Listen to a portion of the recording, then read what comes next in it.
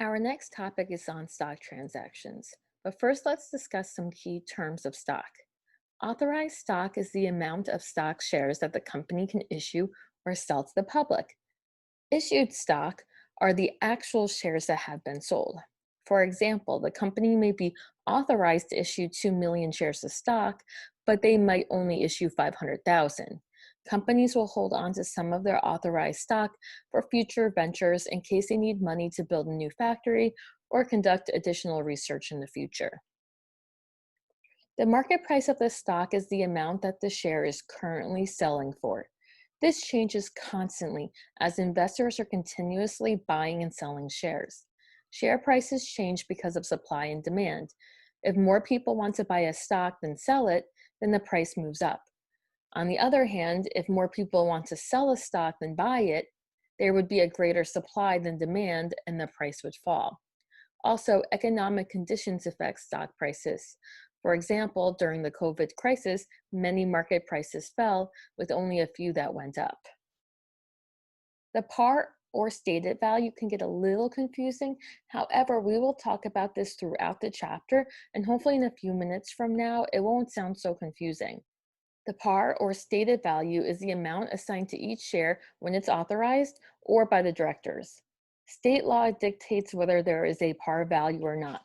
For example, in New Jersey, you don't have to have a par value on your stock, but you can if you want. This is really just the minimum price that the stock can legally be sold for. Usually the par value is very low, such as a penny or less.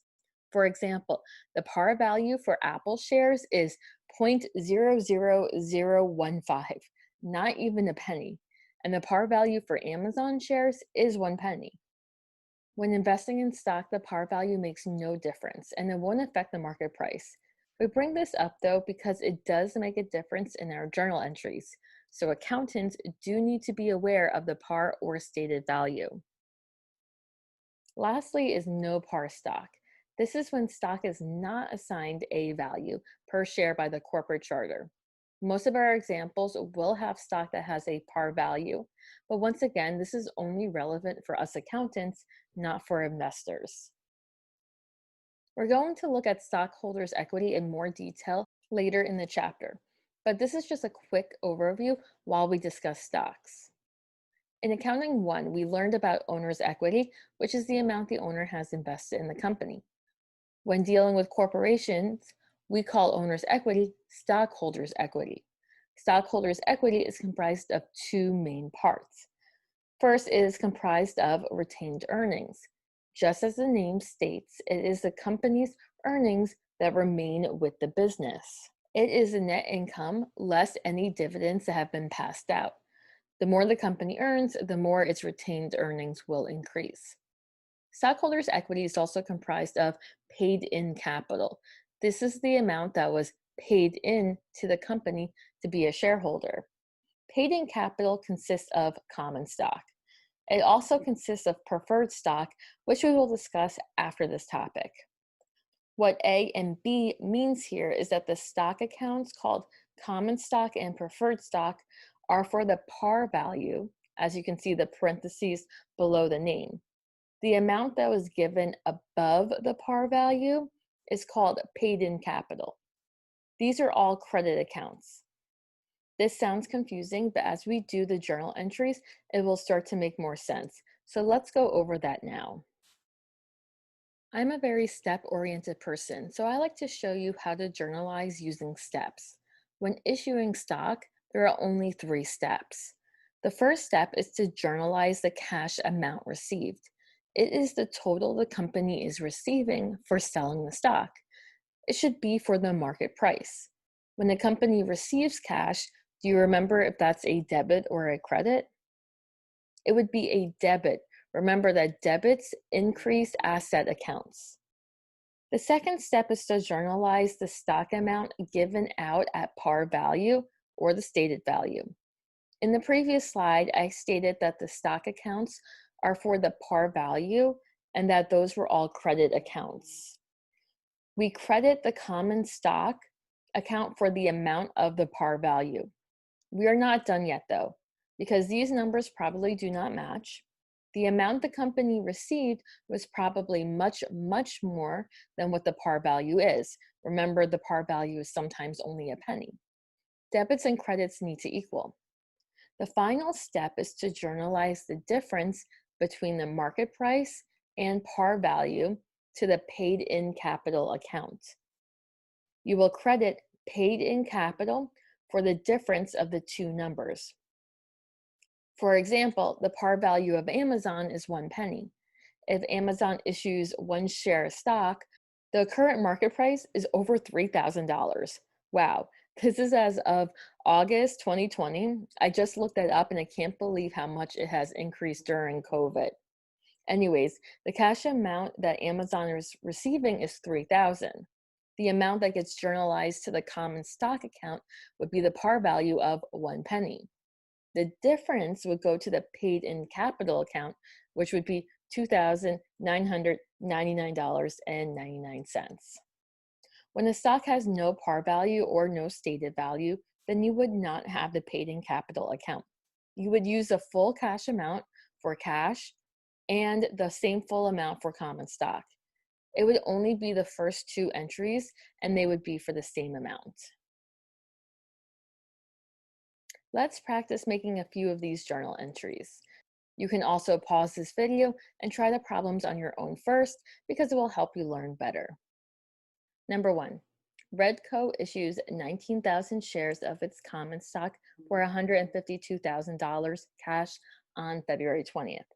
Prepare journal entries to record this event under the following separate situations.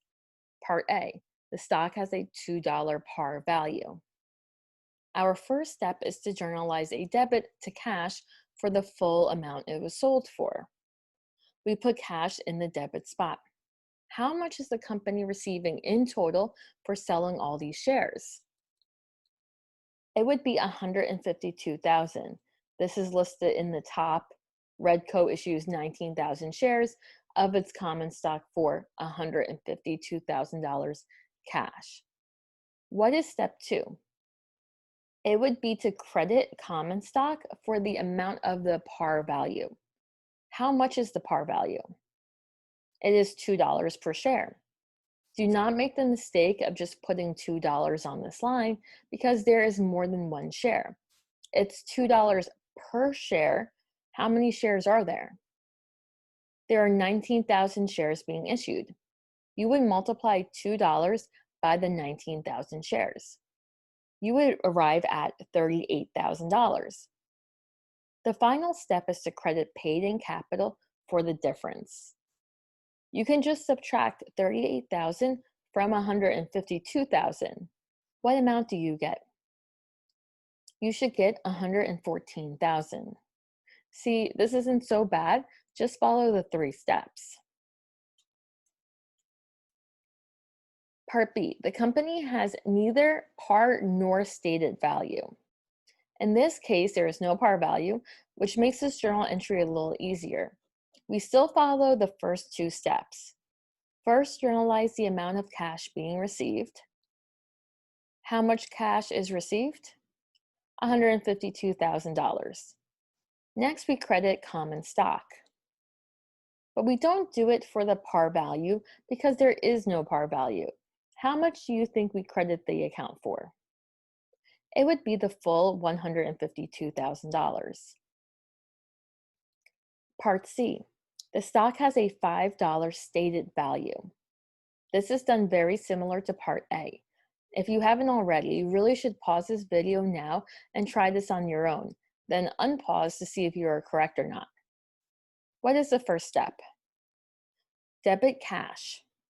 How much? The amount of cash being received, which has not changed, so is $152,000. Step 2 is to credit common stock. How much? We have a stated value instead of a par value, but it is done the same way. We multiply the stated value of $5 by the number of shares, which is 19,000 shares. The amount is $95,000. The final step is to credit paid-in capital. You may see paid-in capital in excess of stated value on the homework. The amount is the difference between the market price and the stated value. You can subtract 95,000 from 152,000. You get $57,000. The last point for this topic is issuing stock for assets other than cash or for services. This is pretty common for private companies and for startups. For example, a lot of technology companies will issue shares of stock in lieu of payments to their coders. If the company is not public yet, they can't sell shares on the open market and they might not have enough cash on hand to pay their employees. So they give them shares of stock instead. Facebook did this.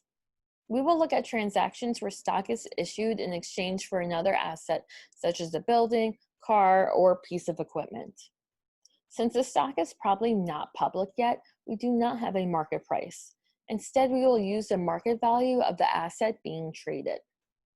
Use the par value if you can, otherwise we'll use the value of the asset. Any amount over par value will be recorded in the paid-in capital account, just like the previous example. The difference is that we don't have the cash account as a debit since we are not receiving cash. We would replace cash with whatever it is we are receiving.